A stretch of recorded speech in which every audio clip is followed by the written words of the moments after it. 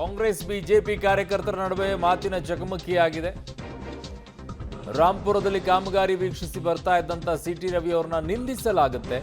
ಕಳ್ಳ ಕಳ್ಳ ಅಂತ ಕಾಂಗ್ರೆಸ್ನ ಕಾರ್ಯಕರ್ತರು ನಿಂದಿಸ್ತಾರೆ.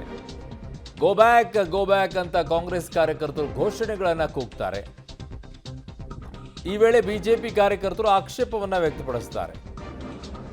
ಅದು ಮಾತಿಗೆ ಮಾತು ಬೆಳೆಯುತ್ತೆ. ನೂಕಾಟ, ತಳ್ಳಾಟ, ಹೊಡೆದಾಟ ಮಟ್ಟಕ್ಕೆ ಹೋಗಿ ತಲುಪುತ್ತೆ ಅದು.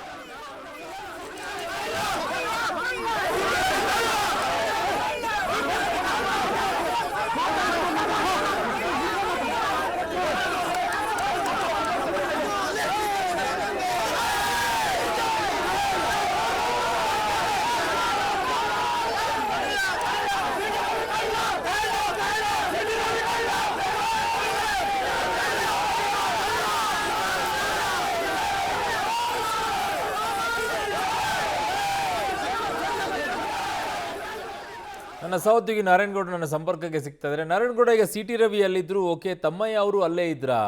ಅವ್ರು ಇಲ್ದೇನೆ ಕಾಂಗ್ರೆಸ್ನ ಕಾರ್ಯಕರ್ತರು ಈ ರೀತಿಯಾಗಿ ವರ್ತಿಸಿದ್ರಾ? ಯಾರ ಕುಮ್ಮಕ್ಕಿನಿಂದ ಈ ರೀತಿಯಾಗಿ ಘೋಷಣೆಗಳನ್ನ ಕೂಗುವಂತ ಕೆಲಸವನ್ನ ಕಾಂಗ್ರೆಸ್ನ ಕಾರ್ಯಕರ್ತರು ಮಾಡಿದ್ರು? ಪ್ರವೋಕ್ ಮಾಡಿದವರು ಯಾರು?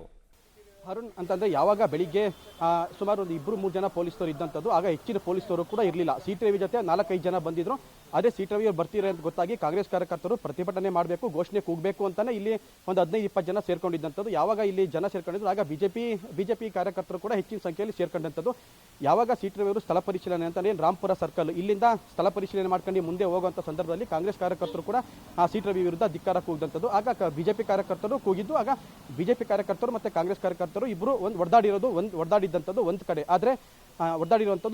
ಆದರೆ ಪೊಲೀಸರು ಅವ್ರನ್ನ ಬಿಡ್ಸಕ್ಕೆ ಬಂದರೂ ಕೂಡ ಪೊಲೀಸರು ಕೂಡ ಲೆಕ್ಕಕ್ಕಿಲ್ದಂಗೆ ಅವ್ರನ್ನ ಒಂದು ಬದಿಗೆ ತಳ್ಳಿ, ಅವ್ರನ್ನ ಸೈಡಿಗೆ ಹೇಳ್ಕೊಂಡು ಹೋಗಿ ಅವ್ರನ್ನ ತಳ್ಳಿ ಕಾಂಗ್ರೆಸ್ ಮತ್ತು ಬಿಜೆಪಿ ಕಾರ್ಯಕರ್ತರು ಹೊಡೆದಾಡಿರುವಂಥದ್ದು. ಆದರೆ ಯಾವಾಗ ಬಿಜೆಪಿ ಕಾರ್ಯಕರ್ತರು ಹೊಡೆದಾಡೋದು ವಿಷಯ ಇಲ್ಲ ಅಂದರೆ ಎಲ್ಲ ಕಾಂಗ್ರೆಸ್ ಕಾರ್ಯಕರ್ತರಿಗೆ, ಬಿಜೆಪಿ ಕಾರ್ಯಕರ್ತರಿಗೆ ಗೊತ್ತಾಯ್ತು. ಆಗ ಮತ್ತಷ್ಟು ಜನ ಬ್ಲಾಕ್ ಕಾಂಗ್ರೆಸ್ಸಿನ ಅಧ್ಯಕ್ಷರು ಬಂದಿರುವಂಥದ್ದು ಅಂತಾನೆ ಸಿಡಿ ಅಧ್ಯಕ್ಷರು ಮಂಜೇಗೌಡ ಇದ್ದಾರೆ, ಅವರು ಇರ್ಬೋದು, ಮತ್ತು ಬೇರೆ ನಗರ ಅಧ್ಯಕ್ಷರು ಎಲ್ಲರೂ.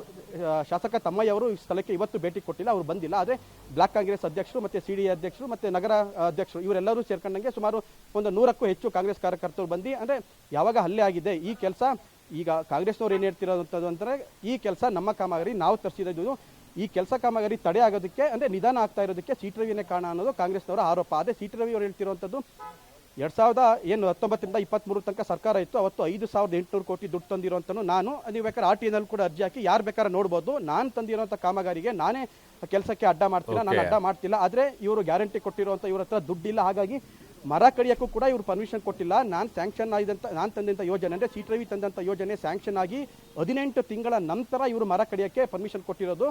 ನಾನು ಮಾಡಿರೋಂಥ ಕೆಲಸನ ನಾನು ಅವ್ರು ಮಾಡಿರೋ ಕೆಲಸನ ಅವ್ರು ಮಾಡಿದ್ದಾರೆ ಅಂತಲೇ ಹೇಳಬೇಕು. ಆದರೆ ಇವರು ಬಿಜೆಪಿ ಮಾಡಿರೋಂಥ ಕೆಲಸನ ಕಾಂಗ್ರೆಸ್ ಮಾಡ್ತಿದೆ ಅಂತೇಳಿ ನನ್ನ ಮೇಲೆ ಸುಖ ಸುಮ್ಮನೆ ಆರೋಪ ಮಾಡ್ತಿರೋಂಥದ್ದು ಮತ್ತು ಘೋಷಣೆ ಕೂಗ್ತಿರೋಂಥದ್ದು. ಅದು ಇದೆಲ್ಲದಕ್ಕೂ ಎದುರಲ್ಲ, ನಾನು ಎಲ್ಲವನ್ನೂ ಫೇಸ್ ಮಾಡ್ತೀನಿ ಅನ್ನೋದು ಸಿಟಿ ರವಿ ಅವರ ಮಾತಾಗಿರೋಂಥದ್ದು. ಅರುಣ್. ಓಕೆ ನಾರಾಯಣಗೌಡ, ನಿಮ್ಮೆಲ್ಲ ಮಾಹಿತಿಗೆ ಧನ್ಯವಾದಗಳು.